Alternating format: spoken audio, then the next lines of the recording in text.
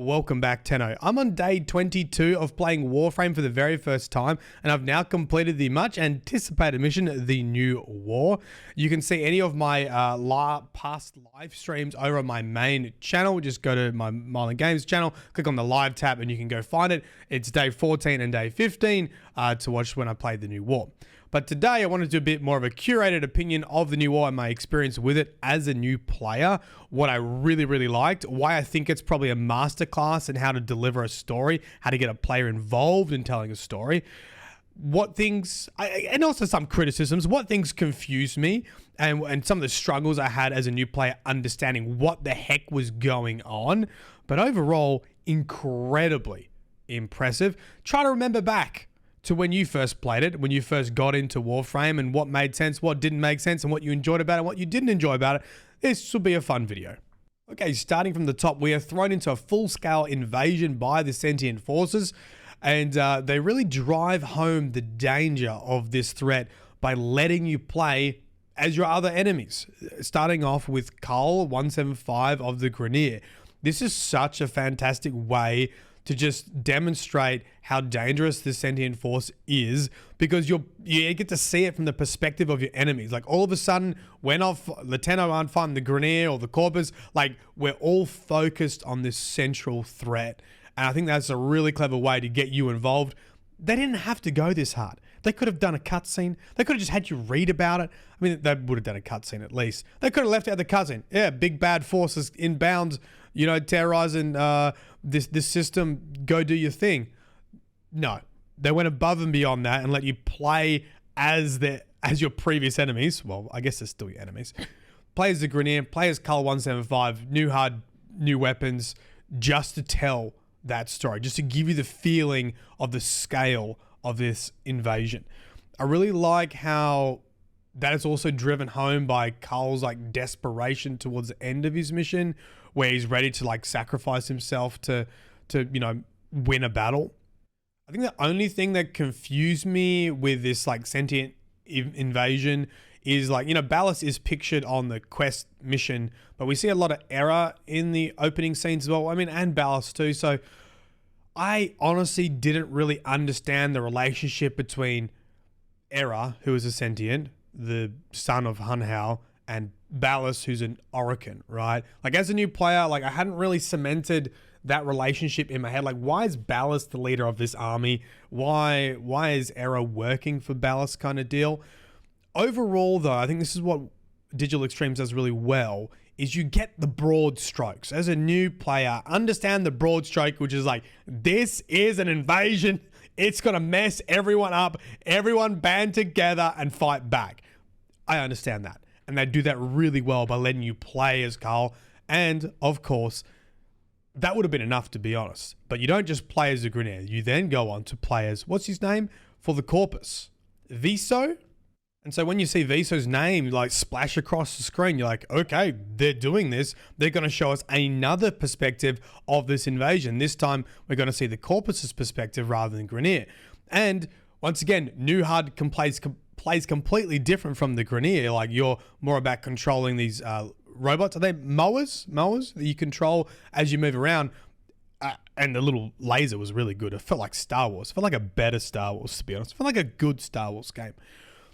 Not only that, Viso is like his own character within this, and it does such a good job at telling his story. Like, he's very much what I wouldn't think of as a typical Corpus. I don't know if this is in the lore. I don't know if this is like a new player problem, but, you know, when you think of the Corpus, you don't think of characters like Viso that are empathetic and want to do the right thing. You think of greedy scumlords, right? So seeing his journey and then how he betray might be a strong word, defies Alad V at the end, and rather than joining the sentient forces, which you would think would be a Corpus kind of thing to do, you know, he fires the laser or the weapon at the sentient ships. So really nice story to follow through with.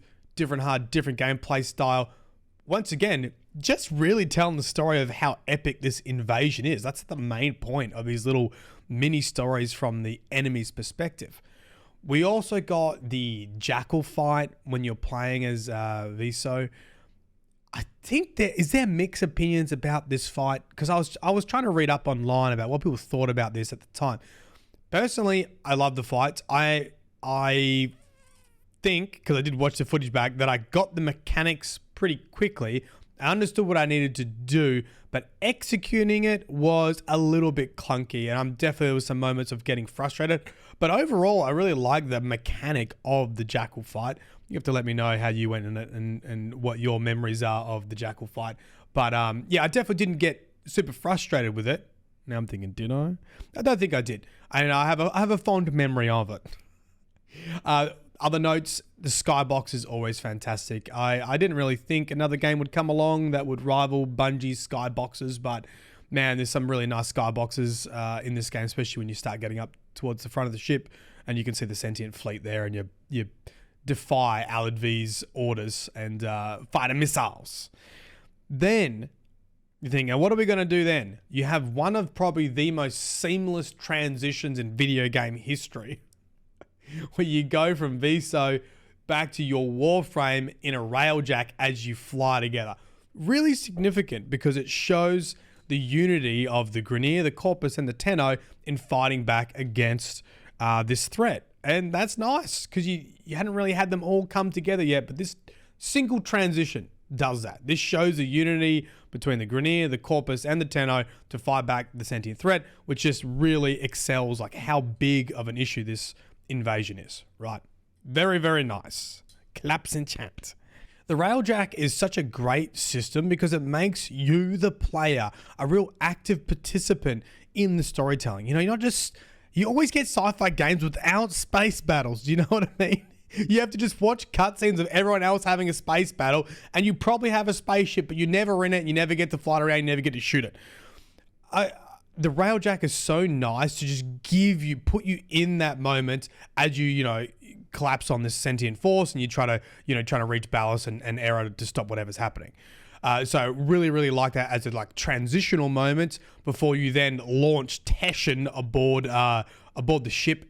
I think the ship's called Progasa, like the main sentient ship. You launch Teshin aboard there, and then of course you start playing as Teshin. The first thing you try to do, or the muscle memory, is always kind of bullet jump, and then you get these new characters and you can't bullet jump, and then it obviously shows you that Teshin has another sort of movement tech that he can do. He throws something out and you grapple to it and you move around. And then of course they put you in a sandbox, they put you in an environment where you can zip around everywhere. I think there's some mechanics you got to shoot something and chase it through, or is that later? Either way, I think you got to chase it through and you got to zip around, and it's very, very nice, once again, to play as something that is, I guess, Tenno aligned, almost feels like a Tenno, but can't bullet jump, doesn't have some of the other powers, but has some movement tech to it. Now, this is when we close in on Ballas and Era and Natar, Lotus. Lotus is now Natar, or gone back to being Natar. Now, some of this stuff is, the nuance of this scene is definitely lost on me, Ballas kisses Lotus or kisses Natar, and looks like something happens here. I watched a couple lore videos. Starlord D, thank you very much for letting me watch it on stream. I think this is about taking control of the Progasa, and that's what this transfer of power is, what that kiss is. There's obviously also some backstory with Ballas being obsessed with Margulis. Look at me trying to remember the lore. And Lotus was kind of made in the image of Margulis, tried to take on the appearance of Margulis kind of deal. So she kind of represents Margulis, i.e. Ballas's ex-lover or ex-love. So obviously there's some stuff going on there. Once again, I mean, this, as a new player, some of this nuance is definitely lost because there's so many things going on, but I'm glad it's there for more experienced players and more veteran players who have, been sitting on lore for years before this sort of came out and could really soak it in. But for me, straight over the head until either chat told me about it or maybe I watched a video about it. Then Ballas opens a portal, a void portal, and everyone starts to get sucked in, including Lotus. We try to save her.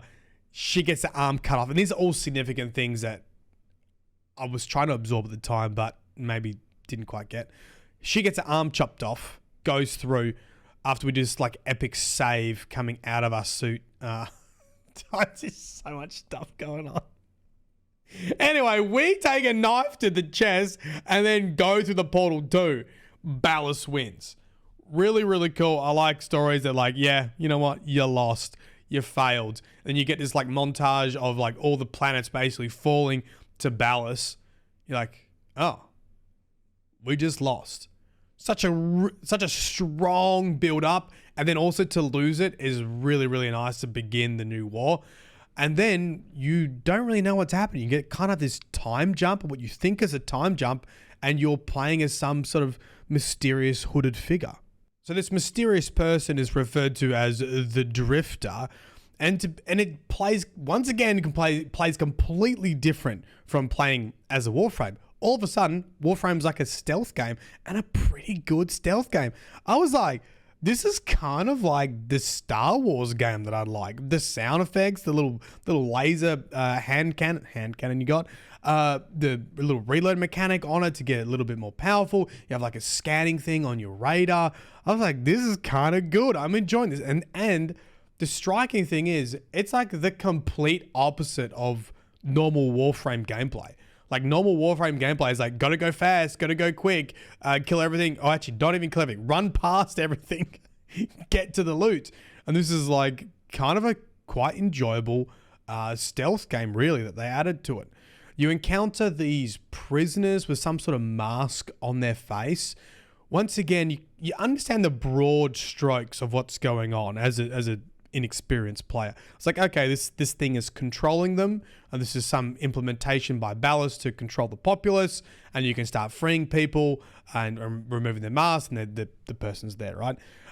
There is obviously a lot more lore and like nuance than that. I don't fully understand it. I think it's to do with Kuva. It's called the Veil. The Veil. It's called the Veil, and it gives you images of what you want to see, I think. Gives you thoughts of happy feelings kind of deal. Once again, I understand it's been used to control the population, and I can remove them to help save some people as we go through. One thing that did confuse me as I was passing through this area, and I think it's who's a radio operator lady. She talks about how all the Tenno are gone, and this is something that I probably don't even really know yet either. Is like, we like the Guardian in Destiny. Like we're the dude. We're the Tenno. We're the main Tenno. But there's other Tenno, right? There's other Tenno. What happened to them? Like we got sucked into the void with Lotus. Okay, we disappear. And then what happened in between that time and Ballast taking over everything? What happened to all the other Tenno? That's the part that still gets me. There you go. Let me know your answer to that. We eventually make it to a ship, and surprise, surprise, the ship that we look at is our ship. Oh my God, reveal it's us, like an adult looking us. So we're assuming this is in the future, but that's not quite right. And we have Lotus or Natal with us on the ship in some sort of comatose state, like just kind of fading away. She gets called an Eidolon. Once again, new player like me. I don't know what an Eidolon is. I have no idea. I'm glad it's in there. I'm glad it's in there for veteran players, but some of the stuff is lost on me. But I'm sure everyone who has more experience appreciates it. Because I think an Eidolon, now that I know, is a like dying sentient ? Either way, once we reveal that we have Lotus, we are ourselves in the future. Then we see a map of like the origin system. And of course, now it's completely changed. It's under the control of Ballast. This is like what I've always wanted for lots of different games. Like Helldivers 2 is probably the most recent example. Is like kind of expecting this big bad to come along and like change the map, change the planets, change the areas that you go to, make it completely different from what you were playing before. DE just straight up does that as part of its storytelling, and it's I think it's aspects that I always wish were in games, but I feel like get sidelined because like, oh, that's too hard, that's too much budget. Like, no, we're not gonna change. We're not gonna make a whole new map just to tell the story. Just show them it's something different. No, you get like a whole basically new star chart that shows you that Ballast has control of this area. Even if you don't go to all those places, it has the effect of doing that. So once again, I feel like it doesn't just tell a story, it makes sure that you are really actively engaged in this story. You play the story out. You don't just hear about it. You don't just watch a cutscene. You don't just read about it. Like, you are a very active participant in the storytelling, and that is what I think is very impressive with this mission. And then we go to Fortuna, and this is probably one of the most powerful moments in gaming history. Well, that seems pretty intense to say that, but I actually do think it is. There are so many things that had to go right for them to pull something like this off, but it sends chills down my spine, which I haven't really had in a pretty long time in a video game. So when you very first go to Fortuna as a new player, you realize this is like a mining colony, and all these people are in debt and they're working off their debt. They are slaves in this area. But you get this awesome music as you go into Fortuna, and you feel the hope and how their togetherness in their song, that they're all in this together. They all lift together. Now, I can't play the songs because I get copyright striked. Falsely, by the way. D has been very good at working with me to get rid of copyright strikes, but I'm not going to play it because they'll grab this video too. Anyway, amazing music when you very first experience Fortuna. You realize they're in a really tough situation, but they're in it together and they're working together, right? And there's still hope. And then now when you revisit Fortuna after Ballas has taken over, you get a song again. But this time you get the impression that they've been completely crushed and controlled. They're no longer singing from free will. They're no longer singing for resistance. They're no longer singing out of not anger, out of resistance. They're singing because they've been crushed. They're singing it as part of bending the knee to Ballas. And the thing is, like, for this to work properly, they had to nail the song in the very first time you went to Fortuna, and they had to nail the song in the very first time once Ballas was controlled. And they had to have good characters the very first time you went to Fortuna. And then what they do is they remove those characters, right? You hear this song, like, oh my God, what have they done to these people here? Like, they were already down and out. Now Ballas has like really stamped them out, really crushed their spirits. And then the game forces you to wind through this previous hub area where you've been talking to NPCs you've developed relationships with. And you're like, they're all gone. It paths you through where the NPCs used to be, like Beers and Legs and Utico. They're not there anymore. All those like relationships you developed are all gone. I even said, like, at one point, I was like, where are the vent kids? Where are the vent kids? And then I went into the vent. I was like, oh, there they are. Thank God they're okay. And then I saw they also had the face huggers on, right? Once again, some of that lore goes over my head. I don't really know what's the deal with that. I just know that it's a way of controlling the population and that, they're forced into this. Incredibly powerful. Everyone jokes, like, when I was playing this live, like, cinema. I do think it is cinema. I think it is easily one of the best moments in gaming. The worst thing about it is how many hours of Warframe you have to play to get that experience. It's probably the greatest secret in gaming history. Because you not only have to like play a whole bunch of hours to get there, like you've got to experience Fortuna and do a bunch of that stuff. Then you've got to get to New War and do New War as well. And yeah, so I don't know how many people have experienced this, but it's good. Okay, so you sneak through the Fortuna like hub world, and you get this really interesting feeling because as you like exit the hub, you can kind of like breathe easy again. You've gone through this really intense stealth area, and then now it's this open world. And previously, the hub was your safe zone and the open world where the enemies are. And now it's like been reversed. Now it's like the hub is the danger area with all the sentients. And now this open world area is like where you can breathe easy. Really nicely done. Really well reinforced by then giving you a K drive to like, hoverboard to the next objective. I do think this next bit gets a little bit confusing. And once again, I never really felt lost in the moment. But if you asked me to do a summary like directly after, I probably couldn't tell you what I was or why I was doing certain things. And I had to go back and check the footage, and apparently we had to go to this Vale factory to get a ship with Corpus tags on it. I thought that we were just kind of like sabotaging the factory to try to free the people of Fortuna. Maybe we're doing that as well. but there is a line about we need a ship, corpus tags. Either way, we have to put these face huggers on.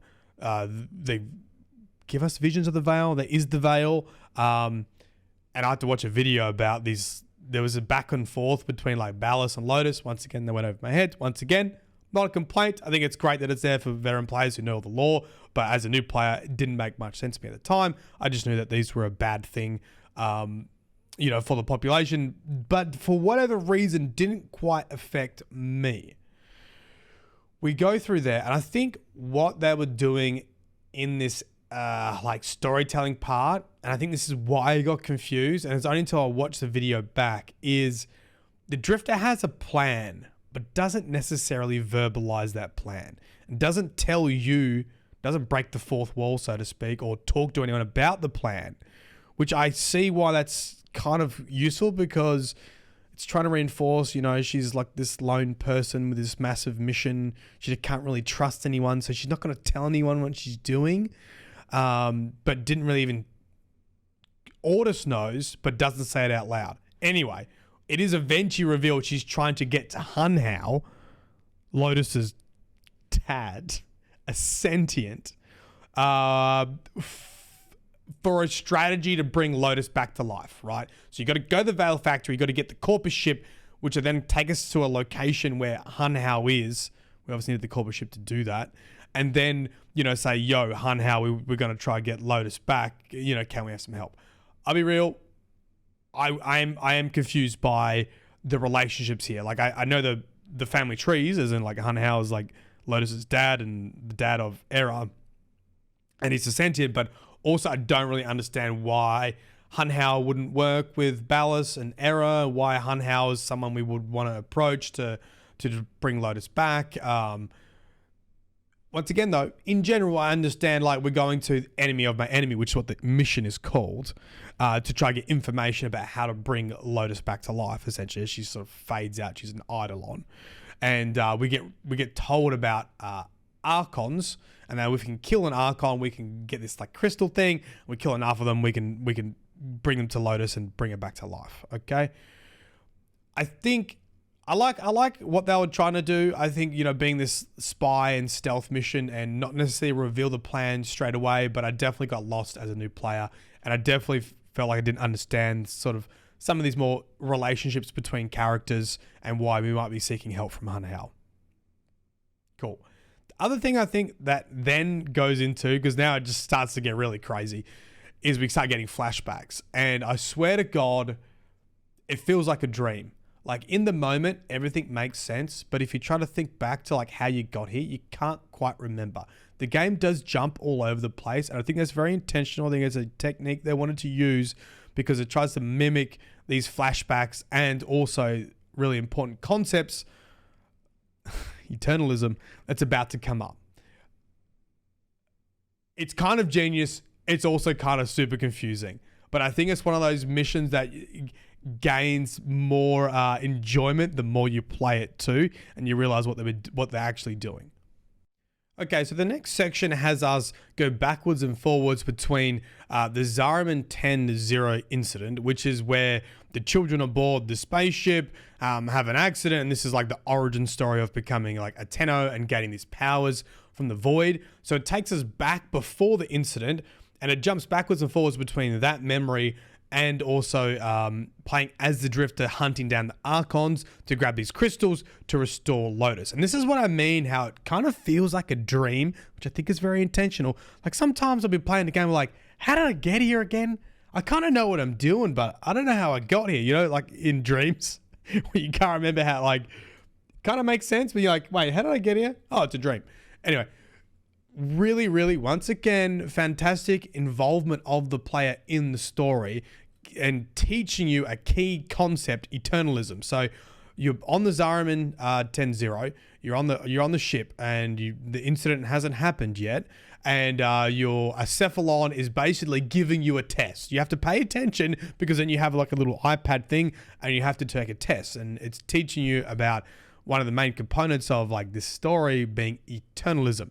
I got the test completely wrong because I didn't read the questions correctly. Very funny. But once again, so impressive to involve the player in part of the story, and really directing the player on what you should be paying attention to, because if you don't get this, it's a lot of confusing stuff inbound. Okay, so you do the test, you jump back to fighting the Archons, and I don't think there's really anything special to comment on the Archons. Maybe if I wanted to be really critical, I feel like there could have been some more mechanics with the Archon, because I would say it's a nice opportunity to do that because everyone's pretty much standardized. You don't have your like previous Warframes. You know, you're playing as a drifter. You've got the bow. Everyone's kind of at a certain power level. I feel like they could have gone a little bit harder with some of the mechanics with the Archons. I feel like you just chunk away their health. It's neither here or there. Like I didn't hate it, but I don't think there's anything crazy to write home about when it came to the Archons. You then get another flashback. And this time it's after the incident, and like, you know, the ship's half destroyed. All the kids are like scattered around the ship. And this is where you meet your doppelganger. It's like, hey, kiddo, which you've previously been introduced in a previous quest called, I think it's The Sacrifice. Is that the first time? Where another kid was talking about the man in the wall. So you kind of think, and there's this big baddie out there, the darkness in the void that's infiltrated this area. We don't really know much about them yet. Well, I didn't know anything really about them, but they offer you a deal, you know, to save everyone. And once again, things that went over my head, I didn't notice that they had Lotus's hand. I was told that later, but you make a handshake with them and you make some sort of deal. You then jump back to finishing off your Archons, and you think, yeah, after you do 2 Archons, you get Lotus to some sort of restoration. She doesn't recognize you as a drifter. Some important lore about that, which hasn't been revealed yet at this point in the story, and starts attacking him. She kills Ordis, and now I'm getting, because I'm just doing this from memory, I'm getting the sequence out of order here. But when you make the deal with Kiddo, with the man in the wall, you're the Kiddo. When you make the deal with the man in the wall, you actually get a very subtle change in scenes when you're fighting Lotus. And you actually change from the drifter to your Tenno again. So your Tenno, who was killed and stabbed and went into the void with Ballas in the first mission, the first act, is now like returned in the place of the drifter. I did not even see this at the time. I think some of you probably think I'm completely blind. I'm going to blame like streaming and like divided attention for missing like key things. But yeah, you're now the Tenno and you get some powers back, and then Lotus, I think, kind of has a revelation too and flies off. But the next scene, I think, is about to explain what the hell is going on here. So after Lotus, you know, flies off and the drifter is replaced by the Tenno we're familiar with, that we've been playing with previously, we get this like little cutscene where Ballas and Era are talking, and Ballas just implies that he's aware of the Tenno's presence now. I don't really know what's going on here. I don't know how much like backstory there is for this part here. I don't know if it was just like Era was aware someone was taking out the Archons and grabbing the crystals, so they put 2 and 2 together like, oh, it's the Tenno. They didn't die. But my original impression was like, oh, it's like they've sensed the Force. There's been a change in the Force. The Jedi have returned kind of deal. And you know, they sense that the Tenno was now back in action. And he's like, darn it. Then we get the explanation for why everything's been timey-wimey. And we actually aboard the Zariman 10-0. We sit down with the drifter. So we've got our Tenno face-to-face with the drifter. Like, yo, what's going on? And that, ironically, they even say, oh, it'd be easier if it was, different timelines. If I was from the future, that would be easier to understand. But that's not the case. Eternalism, baby. Remember that test you were meant to pay attention to and pass with flying colors? Well, that's what's kind of going on here. I'm a version of you that didn't escape, that didn't get the powers, that's been stuck aboard the Zariman 10-0. You're the version that did escape. Everything happened all at the same time, right? Like, there's a version that didn't escape, there's a version that did escape, there's a version that did something else probably, okay? Very nice. Once again, see, I struggle to explain it. but it still makes sense to me. And this is, I think, what the Digital Extremes does really well when it comes to sci-fi. You can be very casual and you can understand what's generally going on. Like, yeah, that makes sense at the time. But then if you say, okay, tell me exactly what eternalism means, how it relates to this, I'm like, try my best. Please don't be angry. But that's what I take away from it. Like, there's a version of the of our Tenno that didn't escape. I don't know if that means they didn't make the deal with the man in the wall, and there's a version that did do that. Okay. And then you have to choose. Once again, another great thing they've done in this game. It's like, okay, now make a choice that will impact your gameplay moving forward. Make your choice impactful. I picked the Drifter because I really like the gameplay with the Drifter and the pistol. I thought that was very fun, so I went the Drifter. I think a lot of people, I don't know, tell me what you chose. I think people went with the original Tenno. I think trying to get Lotus back, that had more significance to them, but I didn't really have an attachment either way because I'm new to the game, so I went down the Drifter path. Then, because remember, Otis was killed before, so now you play as a Drifter, and instantly I was like, oh, like, I know I'm an adult. I'm actually bigger. Like, the small details are also there too. Like, I instantly knew when I was like aboard the ship now, I was like, oh, yeah, I mean, that makes sense. Like, I'm an adult version of me. Like, I'm taller. I'm actually taller in game. That makes a lot of sense, and it should be like that, and it is like that. So those little small details are often really impressive. But yeah, then Otis starts speaking aboard our ship. I'm like, what? Didn't Otis die? And then it's like, oh yeah, eternalism, baby. Like, he both died and didn't die, I think. I think. And then we head to Cetus. Now, once again, I think my only legitimate criticism, right? Now, I know I've said like a lot of stuff goes over my head, but I don't think that's like criticism. That's just, I'm just telling you how I feel. My only legitimate criticism is sometimes with going into this quest, I didn't really feel like I got enough lead up to like why I'm going there. I was like, why are we going to Cetus? Like, what am I doing here? Apart from following Lotus, I guess, and like trying to fight back the sentient invasion, like, what is the significance of this? And maybe that is because I'm lacking some of the lore in the background, and I think in Cetus's case I probably am, because I was trying to read about it online, and is it the Unum Tower, and someone on Reddit was like, oh, the operator enters the Unum Tower, how exciting to go to the tower after all these years. I don't know what the Unum Tower is. I don't know the significance of it. I don't know why we're going there. So I don't think you need to explain that, but I feel like there could have been a gap there with like, we're going to this place because it's significant in the battle against sentience because. Okay, so this next section, I think we're just mainly pursuing Lotus. She's not at full power yet. We don't want her to really take on Ballast yet. She would lose her again. But we also kind of keen to follow her and also take out Ballast, right? So that's my general understanding of what's happening. The main ship's name is Prograssa. I don't really know if it tells you that anywhere else. I learned that from the lore video, and we introduced like this kind of new plan of Ballast, which is he's using Prograssa to like suck in the sun and destroy this whole system, I believe. I think that's what's going on. I do think that this later part of the quest was definitely harder for me to follow than the first. I think the first like 75% of the new war was like very, very strong, and I understood in general mostly what was going on, like the intricate lore stuff went over my head, but I kind of knew what was up. This back end, I think did confuse me a little bit.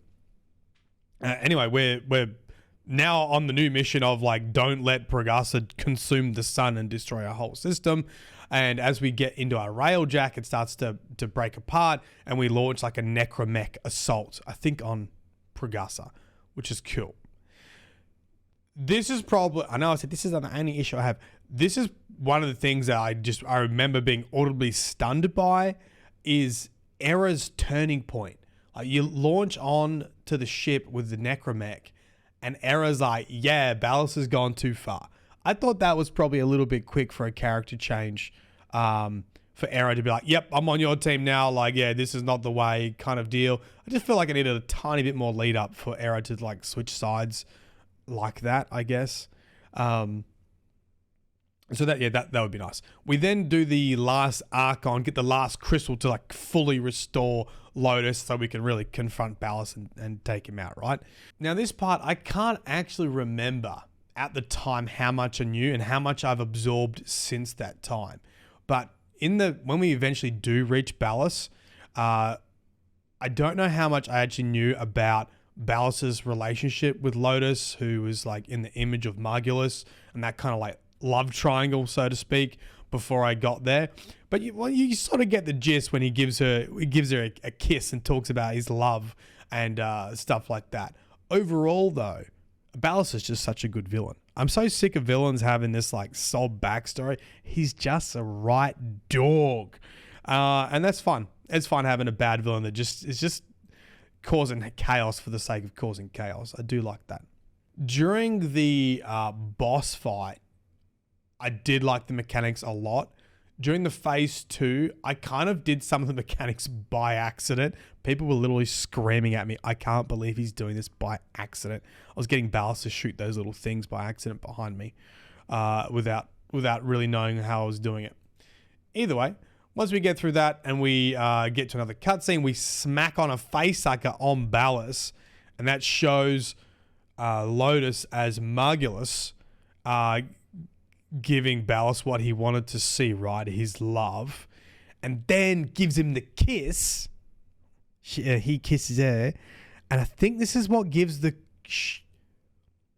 He already took the crystal, so Lotus couldn't come complete. So I don't know if that kiss gave like the crystal power from Ballas back to Lotus to like complete her transformation. And